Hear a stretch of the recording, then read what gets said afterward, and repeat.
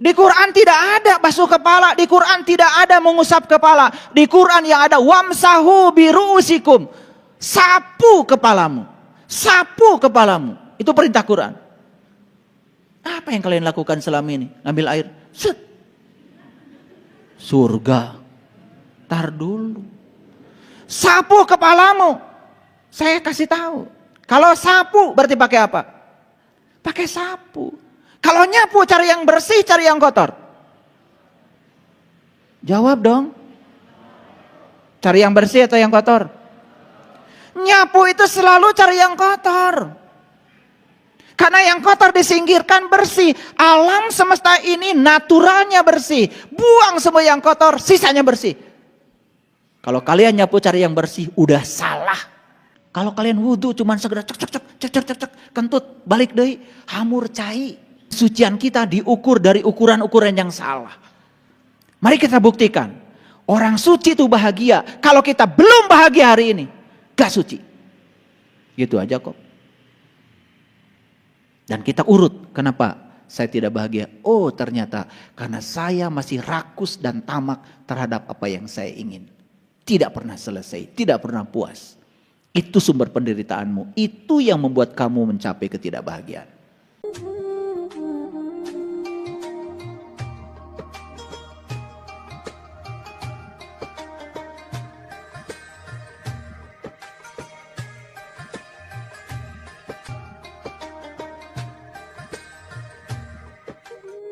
Coba wudhu pakai kesadaran. Ketika membasuh tangan, saat air itu sedang jatuh ke tangan ini, terima kasih air. Terima kasih ya Allah dengan tangan yang keren ini, yang luar biasa ini. Tanpa tangan aku tidak bisa makan, tanpa tangan aku tidak bisa berkarya. Tanpa kamu saya tidak bisa apa-apa. Tanpa tangan gatal saja saya tidak bisa menggaruk. Tanpa tangan bagaimana saya bisa melumurkan sabun ke tubuh saya? Tanpa tangan bagaimana rambut saya bisa bersih? Karena sampo tidak bisa dilumurkan ke tangan saya. Pernah begitu. Kalau wudhu model kayak gitu, ada sugesti, ada afirmasi, menimbulkan kesadaran. Saya akan 5 kali kalian wudhu, keren. Kalau wudhu cepat. Ketika membasuh mulutmu, ya Allah, jangan satu kata pun keluar dari mulut ini yang membuat orang tersinggung dengan kata-kataku. Jangan pernah ada orang yang terluka. Jangan pernah ada orang yang berkurang kebahagiaannya karena kata-kataku. Cuci itu dengan afirmasi, cuci dengan sugesti, bukan sekedar air masuk. Bukan urusan pahala di akhirat. Ayeuna beresan. Ketika masukkan air ke hidung, sampai terasa di sini, masuk ke sini. Secara medis itu bisa menimbulkan kesehatan yang luar biasa, bebas dari sinusitis. Tetapi saat masukkan air ke hidung, ya Allah, masukkanlah bau surga ke dalam hidungku. Itu doanya Rasulullah. Afirmasi, sugesti diri kita. Keren.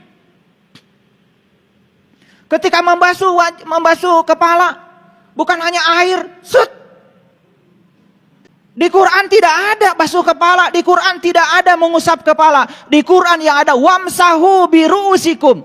Sapu kepalamu. Sapu kepalamu. Itu perintah Quran. Apa yang kalian lakukan selama ini? Ngambil air, set. Surga. Tar dulu. Sapu kepalamu. Saya kasih tahu. Kalau sapu berarti pakai apa? Pakai sapu. Kalau nyapu cari yang bersih, cari yang kotor. Jawab dong. Cari yang bersih atau yang kotor? Nyapu itu selalu cari yang kotor. Karena yang kotor disingkirkan bersih. Alam semesta ini naturalnya bersih. Buang semua yang kotor, sisanya bersih. Kalau kalian nyapu cari yang bersih, udah salah. Makanya sapu kepalamu. Simboliknya ya disapu begini. Tetapi hakikatnya buang cara berpikirmu yang salah. Buang cara prasangkamu yang tidak bagus. Buang semuanya. Itu baru namanya nyapu kepala. Kalau wudhu yang kayak gini didawamkan terus, keren. Kalau kalian wudhu cuman segera cek, kentut, balik deui, hamur cai.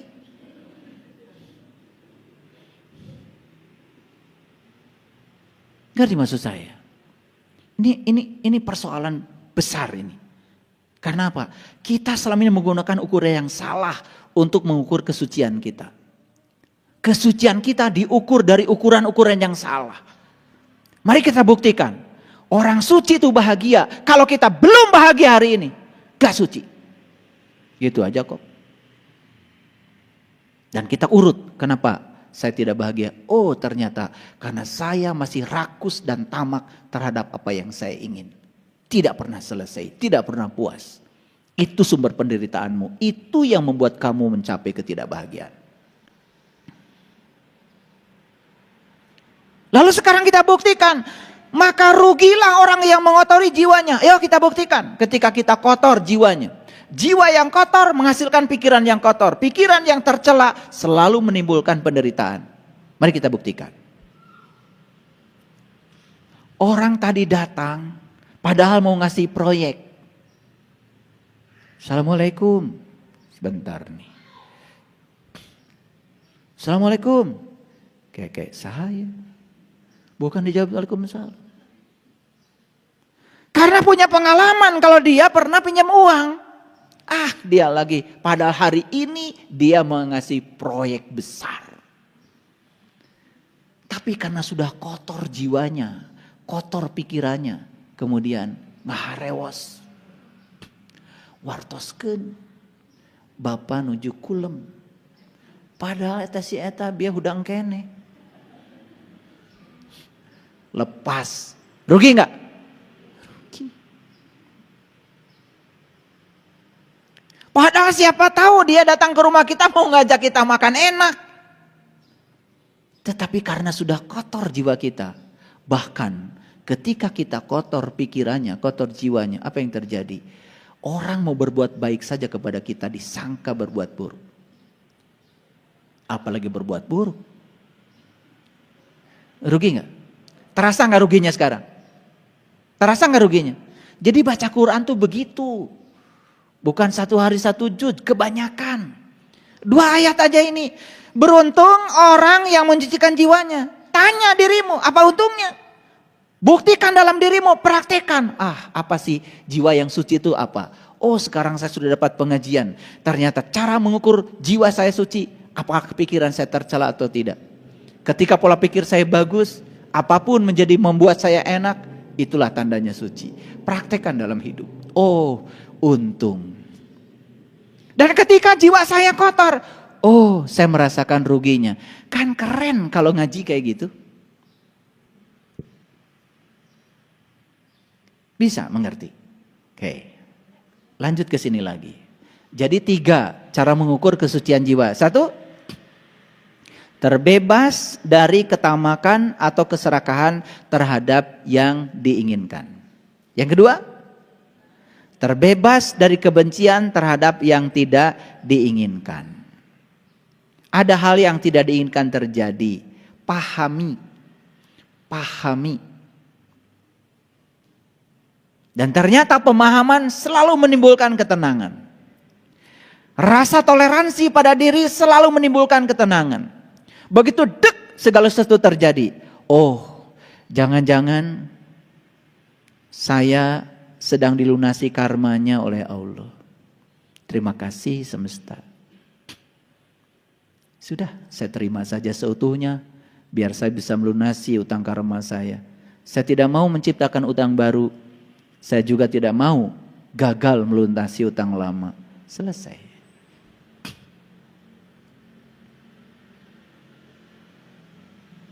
Karena saya jelaskan berulang kali, tidak ada sesuatu yang datang dalam kehidupan kita secara tiba-tiba kecuali kita sendiri yang mengundangnya. Segala hal yang terjadi dalam kehidupan kita hari ini sebetulnya sedang mengingatkan apa yang pernah kita tanam di masa lalu.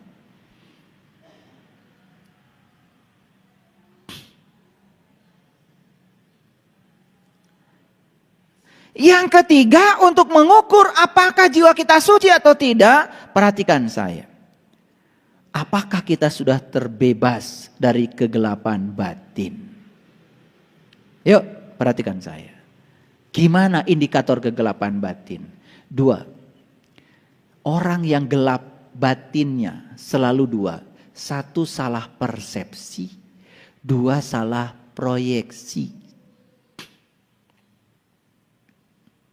Dia masuk ke ruang gelap, kemudian dia pikir di situ ada ular. Karena gelap, tidak kelihatan, tidak jelas, dia lari terpontang-panting sampai dia jatuh, sampai patah kakinya. Pertanyaan saya, siapa yang membuat dia itu jatuh dan patah kakinya? Apakah ular yang ada di gudang yang gelap tadi? Atau rasa takut dia terhadap ular yang menyebabkan dia jatuh? Yang mana? Rasa takut terhadap ular, siapa penciptanya? Kenapa dia takut pada ular padahal ularnya juga belum tentu ada? Karena ruangnya gelap. Paham? Sudah patah kakinya, dia datang lagi. Rek nenggel orai. Bawa panunggul yang besar. Jetrek, lampu dinyalakan. Dia baru sadar. Oh, ternyata tambang. Jadi semua orang yang dalam kehidupan ini gampang menilai, gampang menghukum, gampang berpersepsi, gampang berproyeksi. Padahal dia sendiri tidak belajar. Orang belajar agama dalam. Dinilai sama dia karena berbeda. Wah, itu enggak bagus. Wah, itu menyimpang. Itulah kegelapan batin.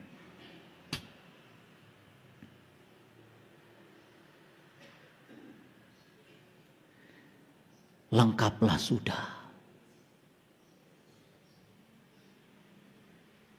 Untuk mengukur kita sekarang. Apakah jiwa saya suci atau kotor? Yuk kita ulang lagi. 1. Apakah kita masih serakah kepada yang kita ingin? Yes or no? Kadang-kadang. Berarti masih kotor. Kadang-kadang tuh kotor. Apakah saat ini saya sudah terbebas terhadap kebencian pada yang tidak diinginkan? Apapun yang terjadi sudah tidak mengganggu saya. Yes or no? Kadang-kadang. Yang ketiga. Apakah saya masih berpersepsi salah? Apakah saya masih melakukan proyeksi dan interpretasi yang salah terhadap segala peristiwa?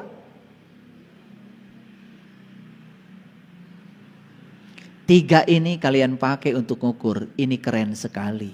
Di situ kita akan sadar, oh ternyata ritual yang saya lakukan selama ini ternyata tidak membangun apa-apa terhadap kesucian jiwa saya. Buktinya saya masih seperti ini. Nah, kalau sulit untuk menerapkan yang tiga ini, ada satu instrumen yang sangat keren. Ini dengan akurasi yang sangat luar biasa. Tanya diri kita, apakah saya bahagia atau tidak? Kalau bahagia, yes, berarti jiwanya sudah suci. Kalau masih uring-uringan, gampang mengeluh, gampang marah, konflik dengan banyak orang, Anda masih kotor jiwanya. Gak peduli tahajud jam berapa rakaat, gak penting bagi saya. Apakah tahajud tidak berkontribusi membuat jiwa yang suci? Yes, kalau sadar. Sekali lagi, kalau sadar. Kalau kalian tahajud bahkan ketika ada masalah, saya yakinkan pada kalian tambah banyak masalahnya. Kata Allah, kalau kamu dikurangi masalahnya, nanti kamu berhenti tahajud. Karena kamu tahajud berbasis masalah, maka aku akan berikan masalah lebih banyak lagi.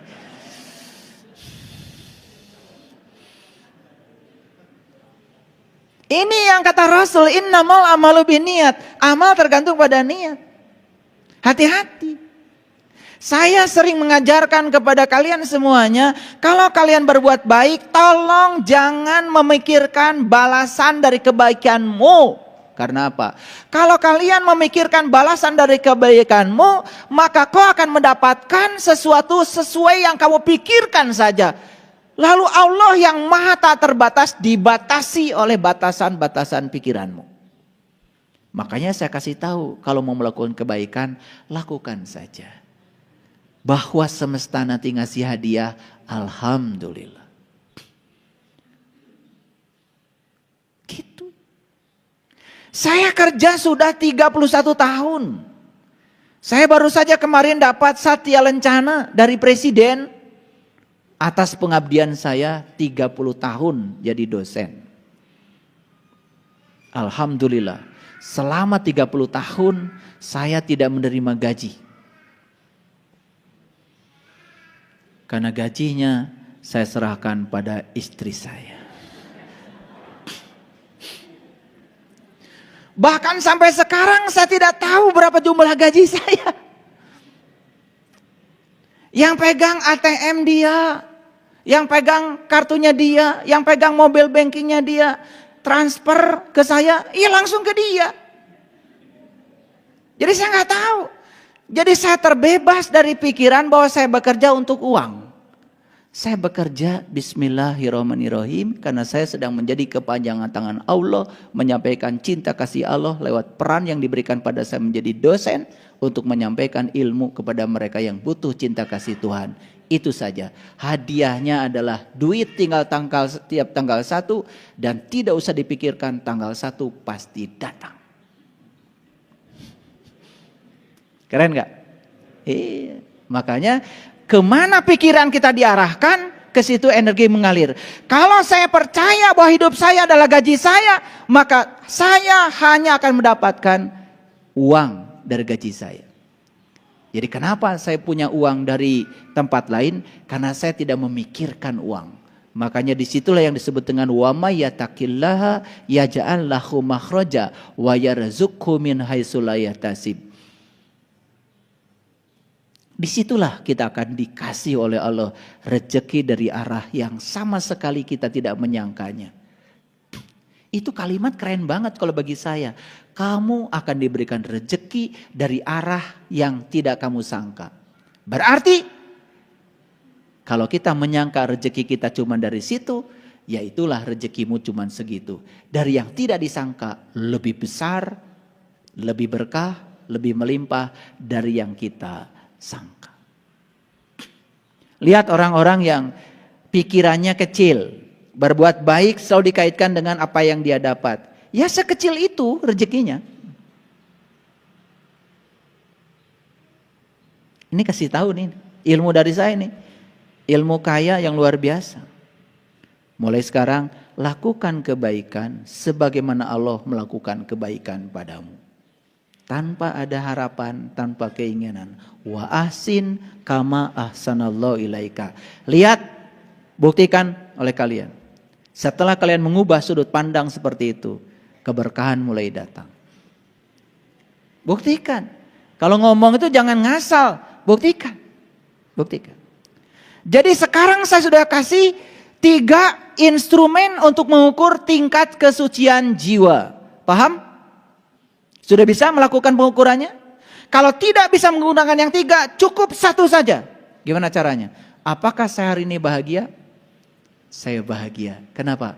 Karena bahagia itu ternyata ada di pikiran saya. Karena pola pikir saya sudah bagus, apapun yang terjadi di luar, tidak ada benar salah bagi saya. Tidak ada baik buruk bagi saya. Semua yang terjadi saya yakin itu adalah kebenaran. Karena tidak ada satu peristiwa pun di belakangnya tanpa kehadiran Sang Maha Keberadaan. Keren. Sudah enak jadinya. Nah, sekarang saya kasih tahu. Kalau yang tadi itu baru tahu. Kalau saya ini bersih atau kotor. Suci atau kotor. Itu. Sekarang kita lanjutkan. Nah, lanjutannya adalah bagaimana cara menyucikan jiwa. Bagaimana cara mencapai kesucian? Ini ada hubungan satu-satu. Perhatikan saya. Tadi indikator kotor bersihnya jiwa adalah pola pikir kan? Pola pikir yang dibangun oleh jiwa kan? Jiwa yang terkoneksi dengan Sang Maha Jiwa. terkoneksi atau tidak. Nah sekarang, untuk melihat, untuk melatih, apakah saya hari ini masih memiliki ketamakan dan keserakahan pada yang saya ingin? Latihannya adalah satu, melatih diri dengan kerelaan. Melatih diri melepaskan. Dua yang harus dilepaskan, satu materi, dua imateri.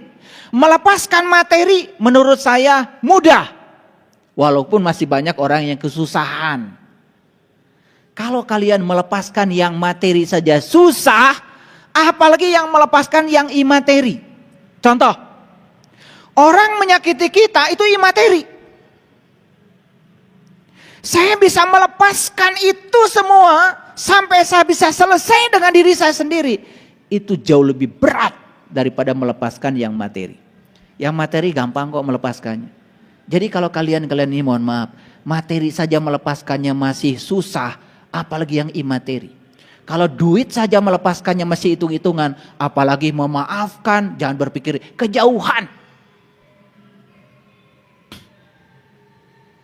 Itu sebabnya mengembangkan diri untuk melatih diri agar memiliki kerelaan dalam melepaskan yang bersifat materi dan imateri. Kuncinya 3. 1 pemahaman, 2 pemaafan, yang ketiga toleransi. Ini 1 pemahaman, 2 pemaafan, 3 toleransi. Seperti contoh saya tadi, ada orang berutang kepada kita, dia tidak bisa membayarnya. Sudah, bangun pemahaman, bangun pemaafan, bangun toleransi pada diri. Kalau ini yang 3 dibangun, apa yang terjadi? Insya Allah kita akan mudah sekali mencapai kerelaan. Kita mudah sekali mencapai yang namanya melepaskan. Contoh, kita sulit sekali melepaskan materi. Pahami oleh kita, materi itu apa? Misalnya uang. Yuk kasih pemahaman. Saya banyak uang buat apa? Ayo tanya pada diri kita. Saya mengumpulkan uang banyak buat apa? Yuk tanya pada diri kita. Bukankah semua yang kita kumpulkan akan ditinggalkan? Beri pemahaman diri. Yang akan saya bawa bukan yang saya kumpulkan. Yang saya akan bawa adalah yang saya bagikan. Yang akan saya bawa adalah yang saya berikan untuk menolong orang lain. Yang membuat orang lain bahagia. Pahami, pelepasan materi akan terjadi. Sekarang bagaimana kita memiliki pemaafan terhadap apa? Terutama terhadap segala hal yang bersifat imateri. Orang nyakiti kita, orang merendahkan kita, orang membuli kita, orang menghina kita, dan lain sebagainya. Itu imateri. Itu pun harus direlakan. Bagaimana cara merelakannya? Hubungkan dengan hukum karma. Saya yakin orang ini tidak datang secara tiba-tiba pada saya. Saya yakin kalau saya punya hubungan dengan orang ini, saya yakin di kehidupan yang dulu mungkin saya pernah melakukan yang sama pada orang ini. Dan sekarang semesta sedang mengurai semua utang karma saya dan saya selesaikan di sini. Itu namanya pemaafan. Hati-hati, memaafkan bukan menghapuskan, tapi memaafkan mengambil pelajaran. Dan yang ketiga adalah toleransi. Jadi kenapa barusan ada musik lalu masuk di sini?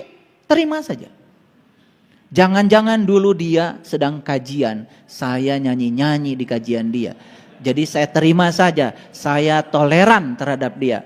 Makanya tidak perlu di stop, biarin saja. Jadi kalau di YouTube nanti ada yang dengar, kok ayah guru sedang ceramah kemudian ada dengar musik, itu karma saya. Tidak mungkin dia hadir di sini kalau saya tidak pernah melakukan itu. Makanya saya tidak terganggu sama dia. Makin kencang suara saya juga makin kencang. Ini namanya toleransi. Itu dibuktikan langsung. Betul nggak? Apakah kita bisa menerima kontradiksi ini? Tidak usah saya keluar kemudian marah-marah. Kamu kurang ajar, saya sedang ngasih pengajian. Lalu mereka akan bingung pada saya. Ini yang ngaji kami atau Bapak? Yang sadar kami atau Bapak? Masa kita yang sedang ngaji katanya tingkat kesadarannya tinggi harus marah sama mereka? Biarkan saja, mereka juga cari nafkah kok. Tolong yang keluar kasih uang. Kasih uang. Jangan merasa terganggu dengan yang begini. Justru itu peringatan bagi kita. Jadi tidak ada sebetulnya yang mengganggu kita. Semua masalah akan menjadi masalah karena Anda masalahkan. Apa masalahnya? Jadi kalau orang merasa terganggu nih nanti yang dengar rekaman saya, kotor. Ini ujian karena ini ceramahnya apakah jiwa Anda suci atau kotor. Langsung ada ujiannya.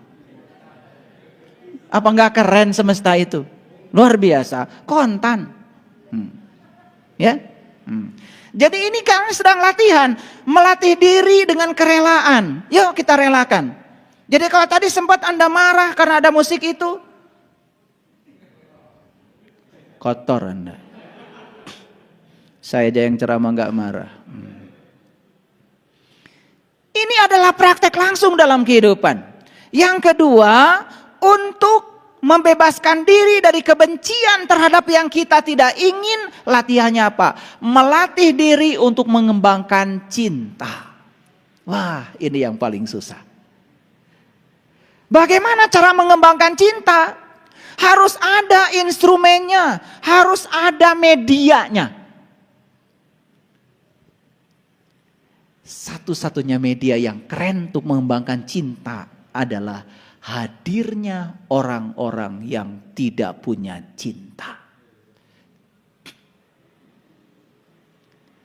Jangan mimpi kalian belajar cinta dari orang yang penuh cinta. Keliru.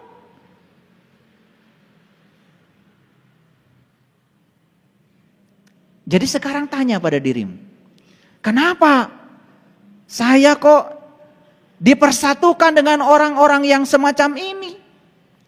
Keras kepala, kalau ngomong menyakitkan,